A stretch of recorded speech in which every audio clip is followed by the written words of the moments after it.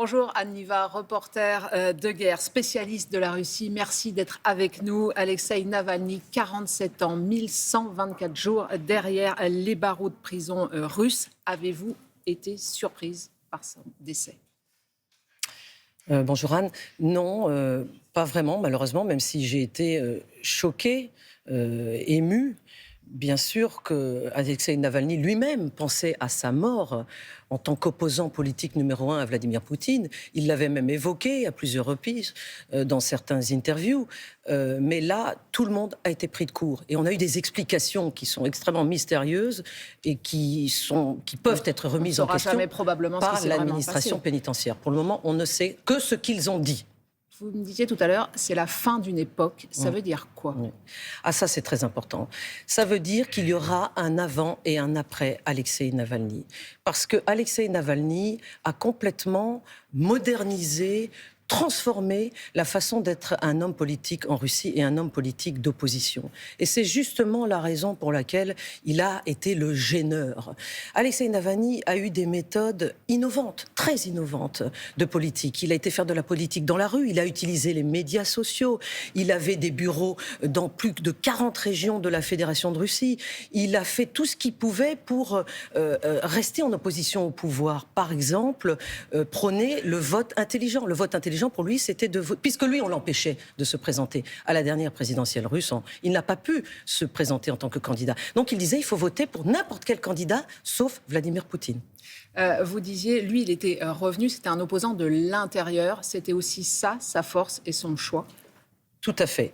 Il y a un immense débat parmi les Russes aujourd'hui, surtout depuis le début de l'invasion de l'Ukraine par la Russie, c'est-à-dire depuis le 24 février 2022, pratiquement 2 ans, un débat sur l'intérieur et l'extérieur. Est-ce que, quand on est un opposant au régime de Vladimir Poutine, on doit rester en Russie pour avoir plus de crédibilité, plus d'impact, plus de légitimité et se sentir davantage utile, ou est-ce qu'on peut être un opposant de l'extérieur? Donc il y a une opposition à l'extérieur, en exil, et il y a une opposition à l'intérieur, Lui, dont il avait fait faisait son partie choix. Navalny. Quel courage! Il était rentré après avoir été empoisonné au début de l'année 2021, sans doute sachant qu'il allait être arrêté. Il a été arrêté en rentrant à l'aéroport. Il était accompagné de son épouse. Justement, est-ce qu'elle peut avoir un rôle, elle aussi, d'opposante aujourd'hui, prendre finalement sa succession? D'aucuns le disent parce que quand il est rentré et que justement lui n'a pas pu sortir de l'aéroport, qu'il a été arrêté, elle est sortie de l'aéroport, Yulia Navalny,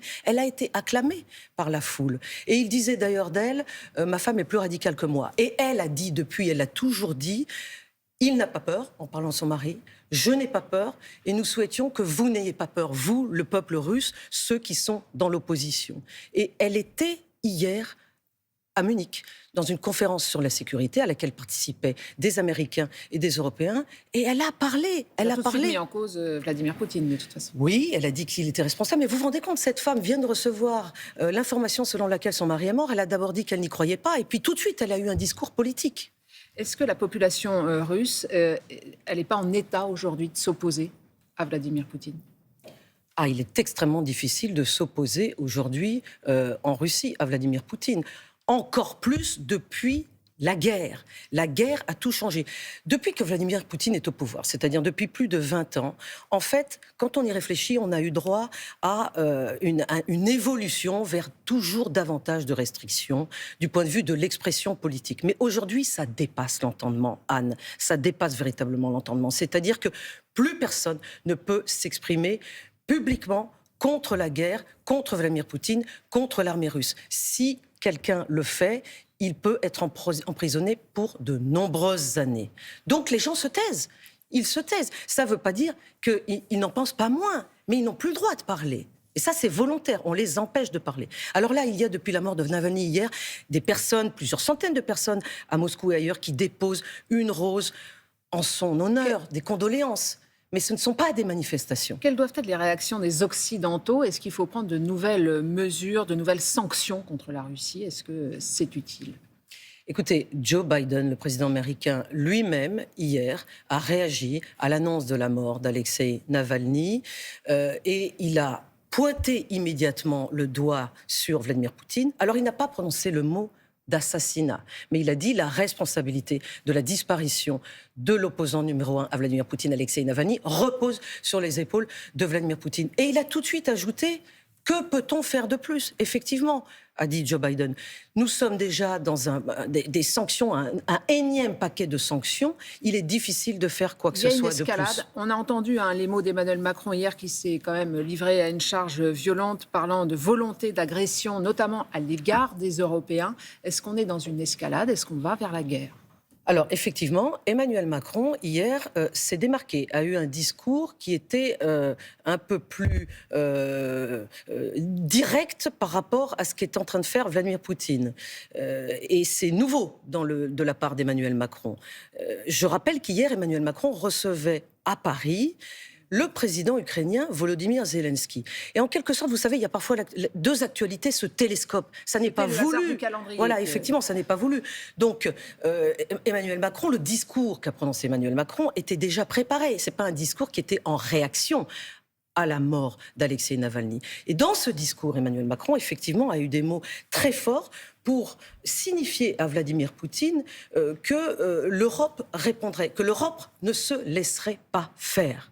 Et ça, c'est encore plus, c'est nouveau dans le discours d'Emmanuel Macron, qui, je le rappelle, jusqu'à décembre 2022, disait encore qu'il fallait dialoguer avec la Russie. Il a complètement changé de discours à partir de la fin 2022. Et aujourd'hui, à partir de début 2024, son discours est encore différent. Mais vous savez, ça n'est pas parce qu'Emmanuel Macron change de discours que Vladimir Poutine va l'écouter. Ça, c'est une autre question. Est-ce que pour l'Europe, le seul moyen finalement de s'opposer à Poutine, c'est que l'Ukraine gagne la guerre?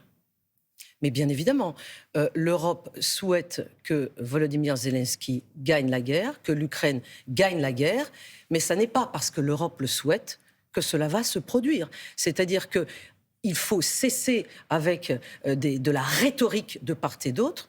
Si l'on veut que l'Ukraine gagne la guerre, il faut l'aider activement. Justement, hier... C'est ce que dit le président Zelensky. Et c'est ce qu'il dit depuis 2 ans. Et parfois, on l'a senti un peu agacé du fait que l'Europe n'aidait pas forcément autant qu'il aurait cru qu'elle puisse aider. Justement, hier, il y a eu un accord de sécurité signé. Donc, entre l'aide de Berlin et l'aide de Paris, on a à peu près une dizaine de milliards d'euros d'aide. Il y a là aussi urgence sur le terrain. Ça suffit, ça suffit pas. Qu'est-ce que vous dites sur cette aide Mais non, mais rien ne suffit.